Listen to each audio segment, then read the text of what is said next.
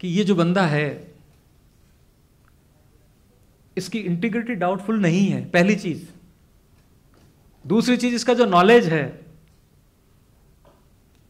वो बहुत आगे है, ये देश के लिए करेगा, इसके पास में ही हैज सम विजन। तो दुनिया की सबसे बड़ी जो डेमोक्रेसी है,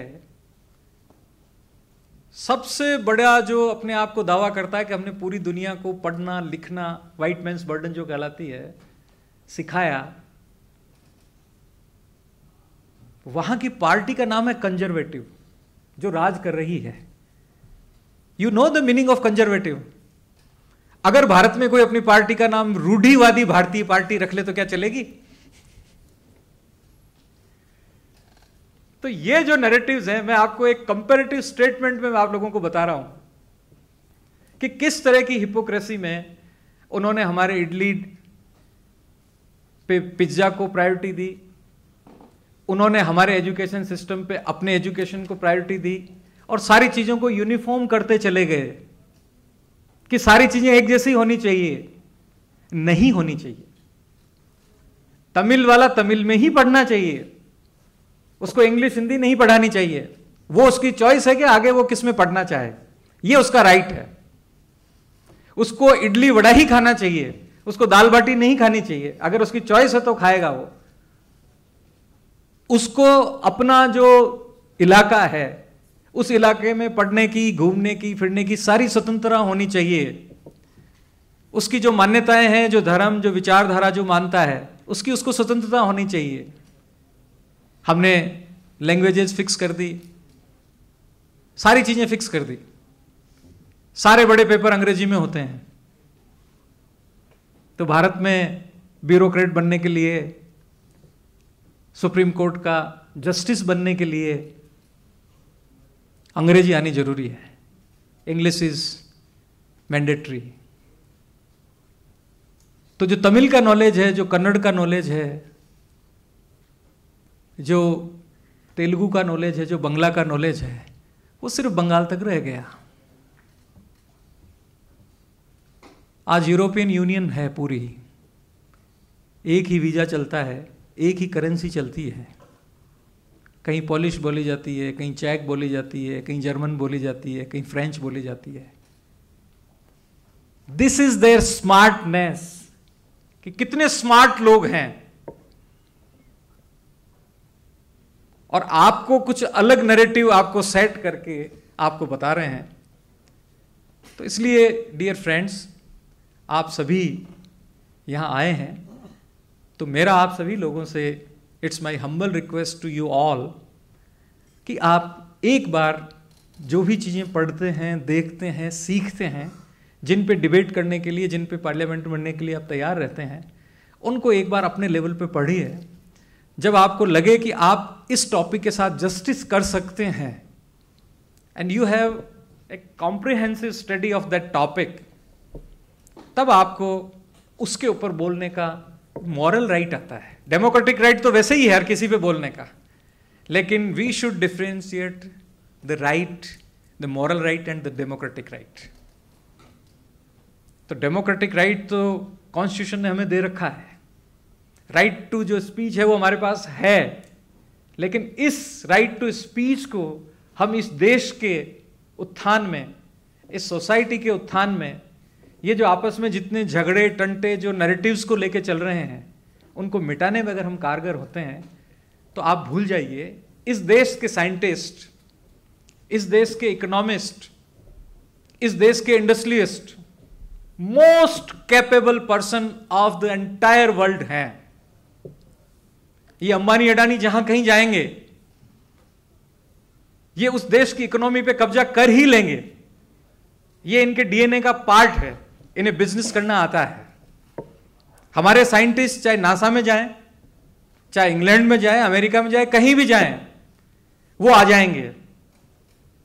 हमारे आईटी स्कॉलर्स चाहे पेप्सी में जाएं, चाहे गूगल में जाएं, वहां राज करेंगे। ये इंडियंस के साथ में जो पावर ऑफ नॉलेज है, जो उनके डीएनए का हिस्सा है, जो हजारों हजारों साल से इस देश में जो नॉलेज फैला हुआ है, हमारे यहां छोटे से बच्चे को यह पता है कि व्हाट इज पवित्र एंड व्हाट इज अपवित्र। पवित्र और अपवित्र क्या है 4 साल का बच्चा कह देता है। वो गंदगी जब फेंकने जाते हैं तो वो कहता है कि ना स्कूल के पास मत फेंको। उसको हाइजीन का पता नहीं है, उसको ये पता नहीं कि इनसे बैक्टीरिया फैलेंगे, इनसे ये होगा ये होगा ये होगा, लेकिन उसको एक संस्कार में डाल रखा है कि व्हाट इज पवित्र एंड व्हाट इज अपवित्र। पवित्र is simply hygienic things is पवित्र। हमने पवित्र का मतलब किससे ले लिया? नैरेटिव ही बदल दिया कि साहब जो रोजाना पूजा करेगा वो पवित्र होगा, चाहे कचरा गंदगी कितना ही फैलाए। सुबह जो गणेश जी के मंदिर में हाथ जोड़ के जाएगा वो पवित्र होगा, बाकी अपने वर्क प्लेस पे अगर वो गुटखा थूकता है, स्मोकिंग करता है या कचरा फैलाता है, वो पार्ट ऑफ पवित्रता नहीं है। उन्होंने चतुराई से पकड़ लिया, उन्होंने हाइजीन पकड़ लिया और हमसे आगे निकल गए। हमने पवित्रता छोड़ दी और पीछे रह गए। बस यही उनमें और हमारे में फर्क है। कभी हम दुनिया पे राज करते थे, हमारी ही चीज़ों को नष्ट करके उनकी नई पैकेजिंग करके आज वो लोग दुनिया पे राज कर रहे हैं। और अब आप देख रहे हैं कि ये 125 करोड़ लोगों का देश किस तरह से दुनिया की शक्ति बनने के लिए खड़ा हुआ है। 4th biggest economy, 2nd biggest population, इतना सारा टैलेंट, इतनी सारी लैंग्वेजेस। मतलब आप देखिए कि कभी कोई सॉफ्टवेयर ऐसा डिजाइन हो गया खुदा न खास्ता जो इस इंग्लिश को, जो इंग्लिश लैंग्वेज है, इसमें कोई वायरस घुसा देगा तो दुनिया की 90% आईटी रिलेटेड बिजनेस फेल हो जाएंगे। लेकिन इन इंडिया 50 भाषाएं हैं। साला हिंदी में घुसाएगा तमिल काम करेगी, तमिल में घुसाएगा तेलुगु काम करेगी, बंगला में, जब इन सब में घुसाएगा तो कोई नई भाषा बना लेंगे। 125 करोड़ लोग हैं, कुछ न कुछ कर लेंगे। तो दिस इज अवर, जो हमारी जो ताकत है, हम इतनी सारी भाषाओं को हमारी कमजोरी मान के चलते हैं। ये कमजोरी नहीं, दिस इज अवर स्ट्रेंथ। तो आप जो इतनी सारी जगह से आए हैं, कहते हैं कि भारत में जन्म लेने का मतलब ये होता है कि एक यूरोप के बराबर कॉन्टिनेंट को मुफ्त में देखना बिना वीजा पासपोर्ट के। अभी जैसे मान लीजिएगा तमिलनाडु एक कोई अलग राज्य होता, आंध्र प्रदेश अलग होता, अलग स्टेट होते, तो हमारा इनसे कोई कंसर्न ही नहीं रहता।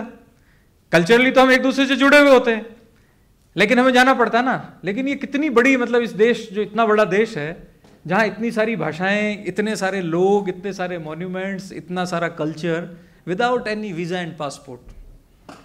अगर आपने इंडिया को ट्रेवल कर लिया तो आपको दुनिया देखने की जरूरत ही नहीं है।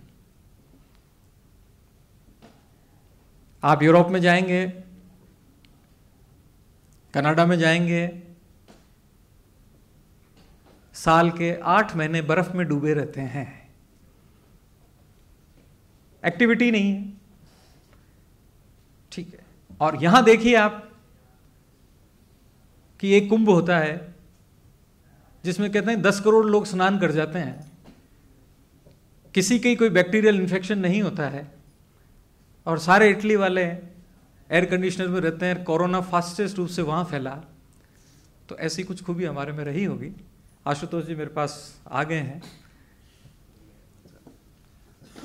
हाँ, अब आप, if anybody have some suggestion